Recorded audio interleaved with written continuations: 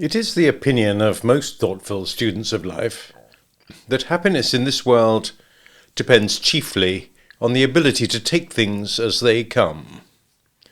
An instance of one who may be said to have perfected this attitude is to be found in the writings of a certain eminent Arabian author, who tells of a traveller who, sinking to sleep one afternoon upon a patch of turf containing an acorn, discovered when he woke that the warmth of his body had caused the acorn to germinate, and that he was now some 60 feet above the ground in the upper branches of a massive oak. Unable to descend, he faced the situation equably. "I cannot," he observed, "adapt circumstances to my will.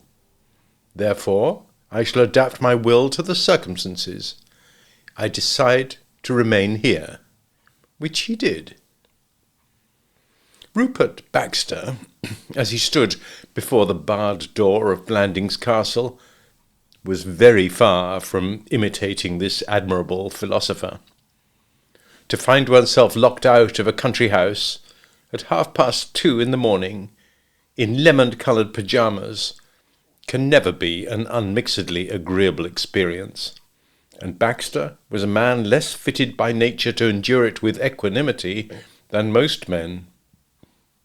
His was a fiery and an arrogant soul, and he seethed in furious rebellion against the intolerable position into which fate had manoeuvred him. He even went so far as to give the front door a petulant kick.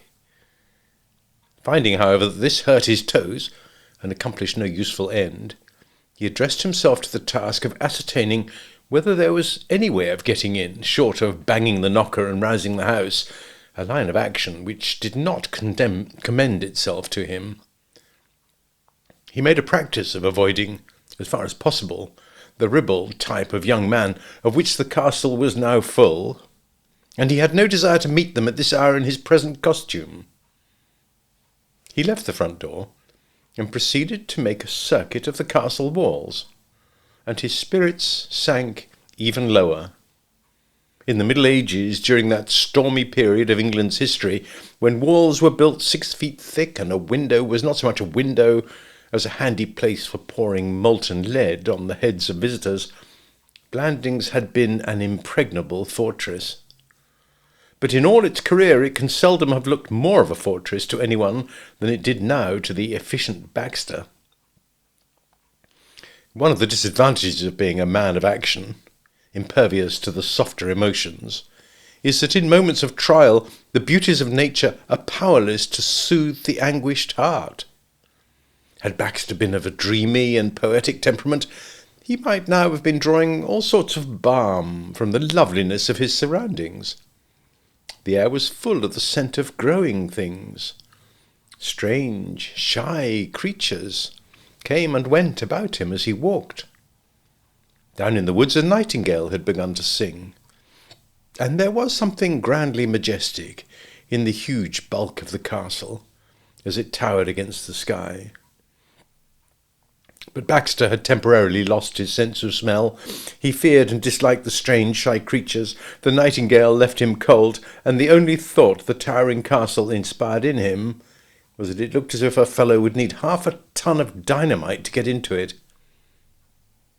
Baxter paused. He was back now near the spot from which he had started, having completed 2 laps without finding any solution of his difficulties.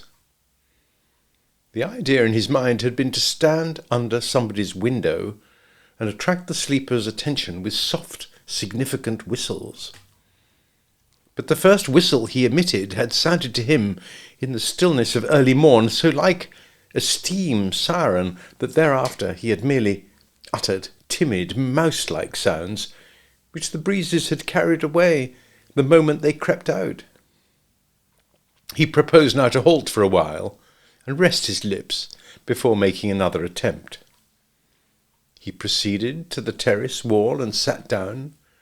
The clock over the stables struck 3. To the restless type of thinker like Rupert Baxter, the act of sitting down is nearly always the signal for the brain to begin working with even more than its customary energy. The relaxed body seems to invite thought. And Baxter, having suspended for the moment his physical activities, and glad to do so for his slippers hurt him, gave himself up to tense speculation as to the hiding place of Lady Constance Keeble's necklace.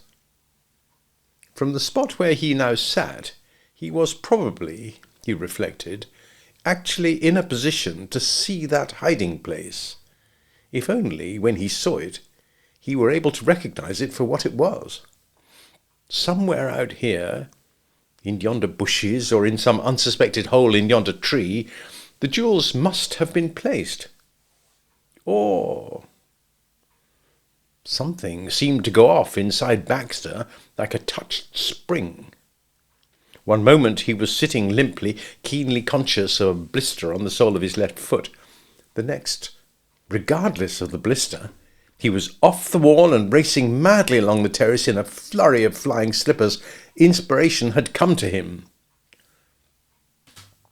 Day dawns early in the summer months, and already a sort of unhealthy pallor had begun to manifest itself in the sky. It was still far from light, but objects hitherto hidden in the gloom had begun to take on a certain shape, and among these there had come into view the line of Baxter's vision, a row of 15 flower pots. There they stood, side by side, round and inviting, each with a geranium in its bed of mould, 15 flower pots. There had originally been 16, but Baxter knew nothing of that. All he knew was that he was on the trail. The quest for buried treasure is one which right through the ages has exercised an irresistible spell over humanity. Confronted with a spot where buried treasure may lurk, men do not stand upon the order of their digging, they go at it with both hands. No solicitude for his employer's geraniums came to hamper Rupert Baxter's researches. To grasp the first flower pot and tilt out its contents was with him the work of a moment. He scrabbled his fingers through the little pile of mould. Nothing. A second geranium lay broken on the ground.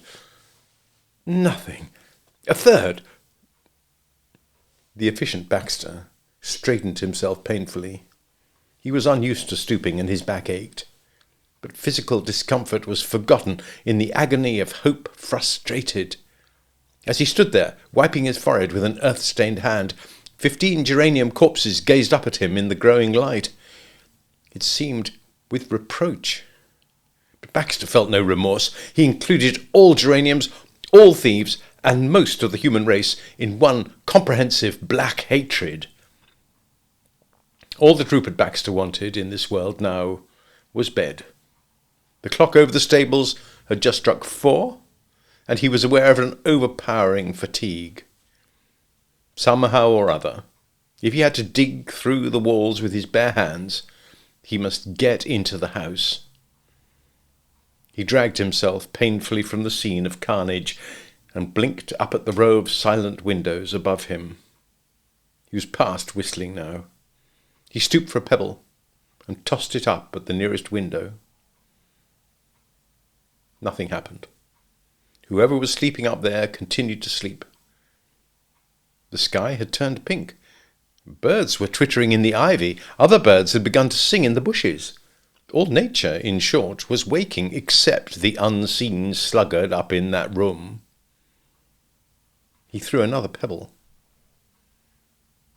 It seemed to Rupert Baxter that he had been standing there throwing pebbles through a nightmare eternity. The whole universe had now become concentrated in his efforts to rouse that log-like sleeper.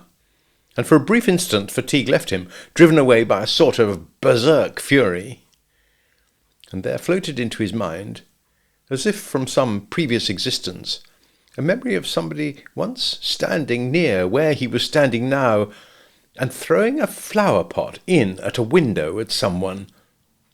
Who it was that had thrown the thing at whom he could not at the moment recall, but the outstanding point on which his mind focused itself was the fact that the man had had the right idea. This was no time for pebbles. Pebbles were feeble and inadequate. With one voice, the birds, the breezes, the grasshoppers, the whole chorus of nature, waking to another day, seemed to shout to him, Say it with flower pots! The ability to sleep soundly and deeply is the prerogative, as has been pointed out earlier in this straightforward narrative, of the simple home life of the English upper classes. Those who do not think quickly. The Earl of Emsworth, who had not thought quickly since the occasion in the summer of 1874, when he had heard his father's footsteps approaching the stable loft in which he, a lad of 15, sat smoking his first cigar, was an excellent sleeper. He started early and finished late.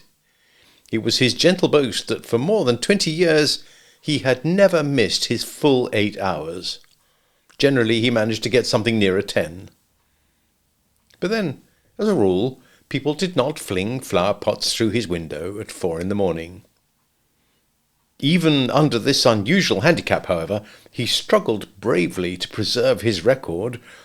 The first of Baxter's missiles, falling on a settee, produced no change in his regular breathing. The second, which struck the carpet, caused him to stir. It was the third, colliding sharply with his humped back, that definitely woke him. He sat up in bed and stared at the thing.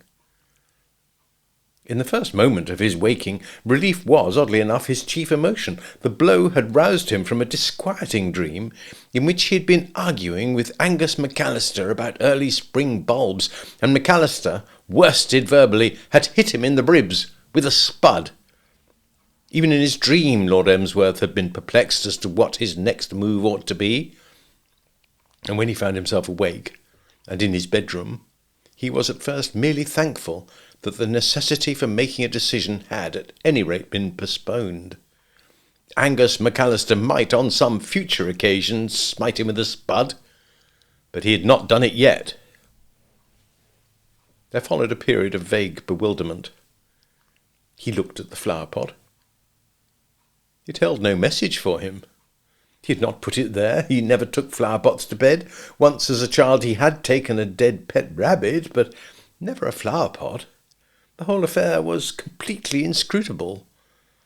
And his lordship, unable to solve the mystery, was on the point of taking the statesmanlike course of going to sleep again, when something large and solid whizzed through the open window and crashed against the wall, where it broke, but not into such small fragments that he could not perceive that in its prime too it had been a flower pot.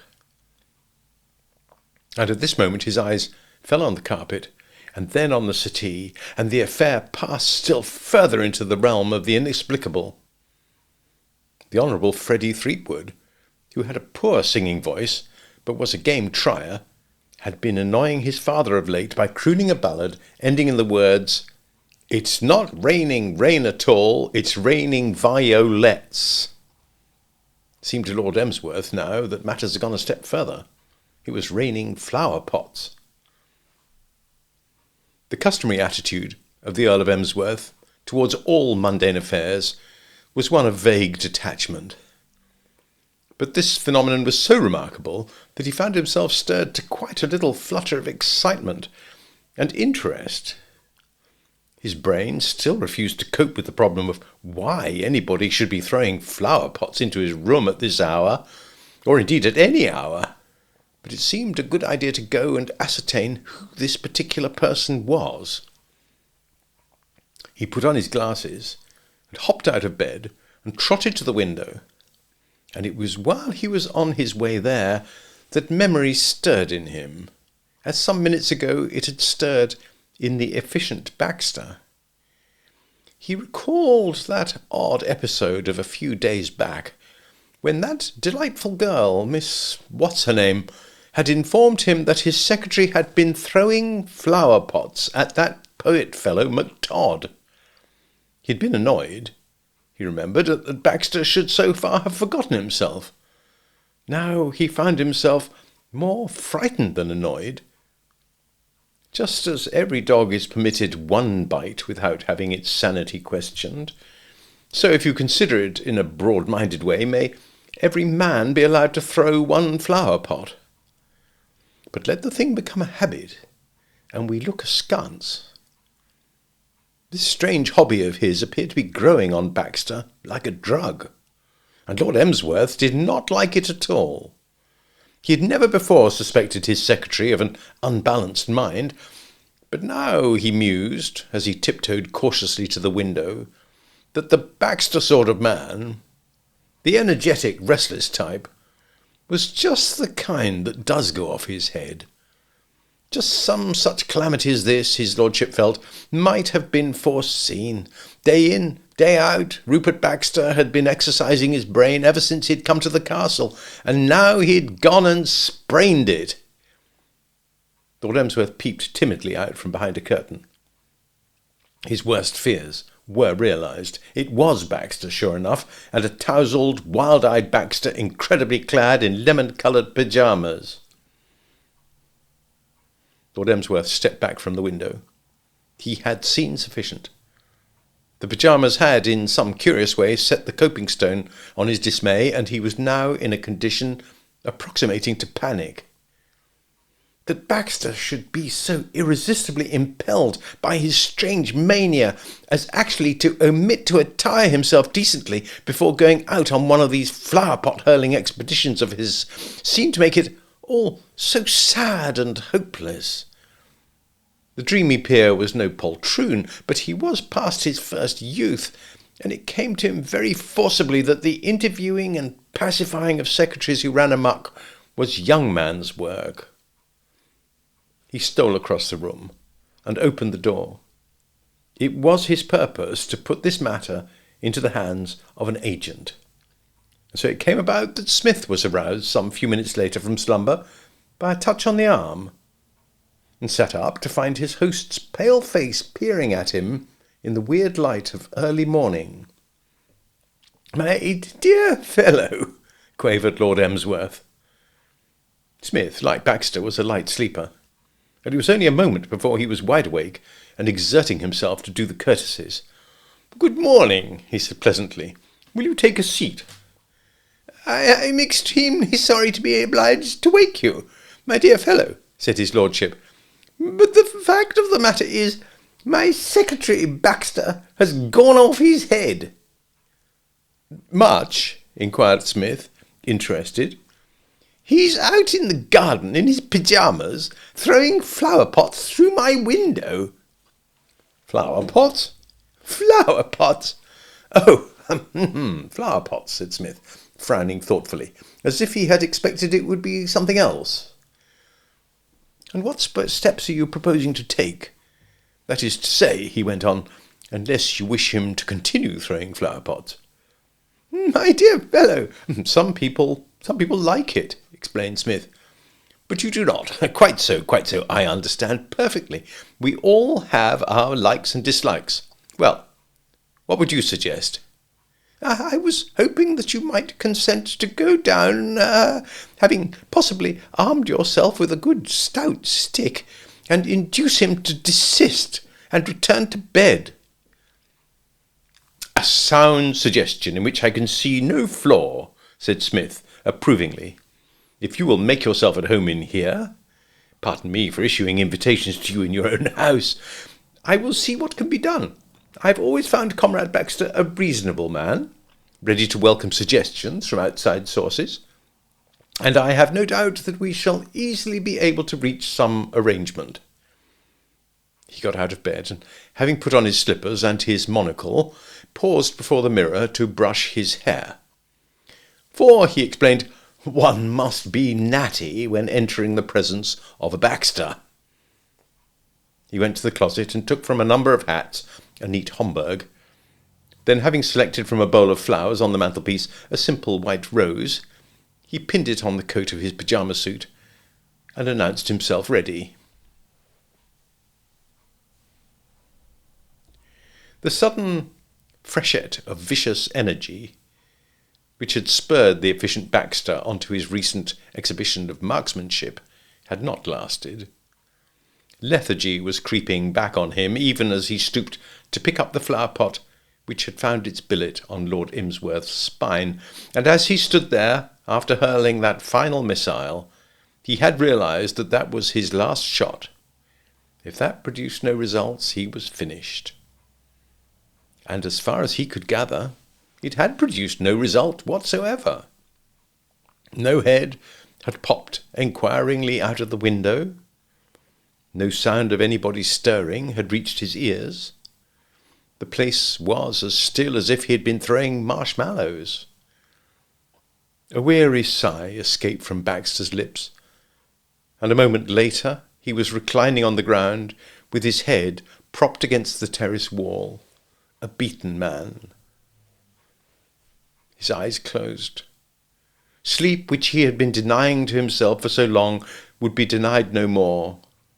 When Psmith arrived, daintily swinging the odd Freddie Threepwood's niblick like a clouded cane, he had just begun to snore. Psmith was a kindly soul. He did not like Rupert Baxter, but that was no reason why he should allow him to continue lying on the turf, wet with the morning dew, thus courting lumbago and sciatica. He prodded Baxter in the stomach with the niblick, and the secretary sat up, blinking, and with returning consciousness came a burning sense of grievance. "Well, you've been long enough," he growled. And then as he rubbed his red-rimmed eyes and was able to see more clearly, he perceived who it was that had come to his rescue. The spectacle of Psmith, of all people, beaming benignly down at him, was an added offence. "Oh, it's you," he said morosely. "Aye, in person," said Psmith genially. "Awake, beloved, awake, for morning in the bowl of night has flung the stone that puts the stars to flight. And lo, the hunter of the east has caught the Sultan's turret in a noose of light. The Sultan himself," he added, "you will find behind yonder window, speculating idly on your motives for bunging flower-pots at him. Why, if I may venture the question, did you?" Baxter was in no confiding mood. Without replying, he rose to his feet and started to trudge wearily along the terrace to the front door. Psmith fell into step beside him. "If I were you," said Psmith, "and I offer the suggestion in the most cordial spirit of goodwill, I would use every effort to prevent this passion for flinging flower-pots from growing upon me. I know you will say that you can take it or leave it alone, that just one more pot won't hurt you. But can you stop at one? Isn't it just that first insidious flower-pot that does all the mischief? Be a man, Comrade Baxter." He laid his hand appealingly on the secretary's shoulder. "The next time the craving comes on you, fight it. Fight it. Are you the heir of the ages, going to become a slave to a habit? Tsh! I know that there's no better stuff in you than that. Use your willpower, man. Use your willpower." Whatever reply Baxter might have intended to make to this powerful harangue, and his attitude as he turned on his companion suggested that he had much to say, was checked by a voice from above. "Baxter, my dear fellow!" The Earl of Emsworth, having observed the secretary's awakening from the safe observation post of Smith's bedroom, and having noted that he seemed to be exhibiting no signs of violence, had decided to make his presence known. His panic had passed, and he wanted to go into first causes. Baxter gazed wanly up at the window. "I can explain everything, Lord Emsworth."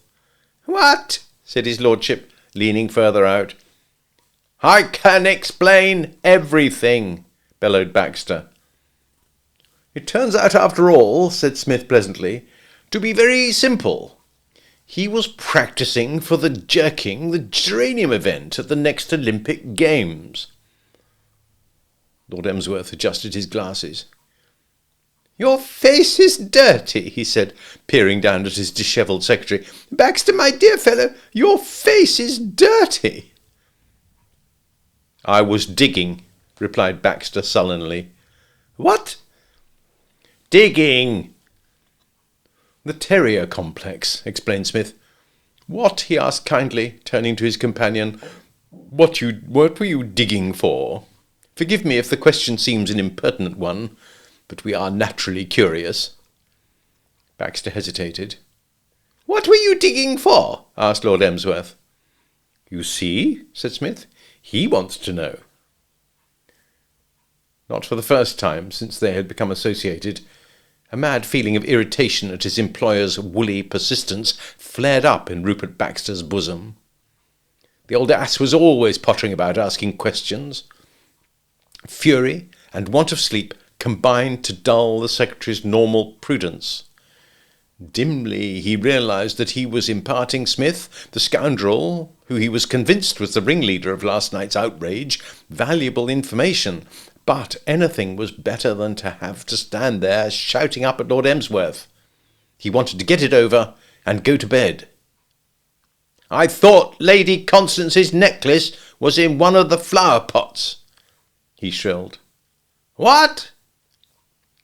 The secretary's powers of endurance gave out. This maddening inquisition, coming on top of the restless night he had had, was too much for him. With a low moan, he made one agonized leap for the front door and passed through it to where beyond these voices there was peace. Smith, deprived thus abruptly of his stimulating society, remained for some moments standing near the front door, drinking in with grave approval the fresh scents of the summer morning. It was many years since he had been up and about as early as this, and he had forgotten how delightful the first beginnings of a July day can be. Unlike Baxter, on whose self-centred soul these things had been lost, he revelled in the soft breezes, the singing birds, the growing pinkness of the eastern sky. He awoke at length from his reverie to find that Lord Emsworth had toddled down and was tapping him on the arm. "What did he say?" inquired his lordship. He was feeling like a man who had been cut off in the midst of an absorbing telephone conversation. "Say?" said Smith. "Oh, Comrade Baxter, now let me think. What did he say?" Something about something being in a flower pot," prompted his lordship. "Ah, yes, he said he thought that Lady Constance's necklace was in one of the flower pots." "What?" Lord Emsworth, it should be mentioned, was not completely in touch with the recent happenings in his home. His habit of going early to bed had caused him to miss the sensational events in the drawing-room, and as he was a sound sleeper, the subsequent screams, or, as Stokes the footman would have said, shrieks, had not disturbed him. He stared at Smith aghast. For a while the apparent placidity of Baxter had lulled his first suspicions, but now they returned with renewed force. "Baxter thought my sister's necklace was in a flower pot?" he gasped. "So I understood him to say." "But why should my sister keep her necklace in a flower pot?" "Ah, there you take me into deep waters." "The man's mad!" cried Lord Emsworth, his last doubts removed. "Stark, staring mad! I thought so before, and now I'm convinced of it." His lordship was no novice in the symptoms of insanity. Several of his best friends were residing in those palatial establishments set in pleasant parks and surrounded by high walls with broken bottles on them, to which the wealthy and aristocratic are wont to retire when the strain of modern life becomes too great. One of his uncles by marriage, who believed that he was a loaf of bread, had made his first public statement on the matter in the smoking-room of this very castle. What Lord Emsworth did not know about lunatics was not worth knowing. "I must get rid of him," he said, and at the thought the fair morning seemed to Lord Emsworth to take on a sudden new beauty. Many a time he had toyed wistfully with the idea of dismissing his efficient but tyrannical secretary, but never before had that sickeningly competent young man given him any reasonable cause to act. Hitherto, moreover, he had feared his sister's wrath should he take the plunge. But now, surely even Connie, pig-headed as she was, could not blame him for dispensing with the services of a secretary who thought she kept her necklaces in flower pots, and went out into the garden in the early dawn to hurl them at his bedroom window.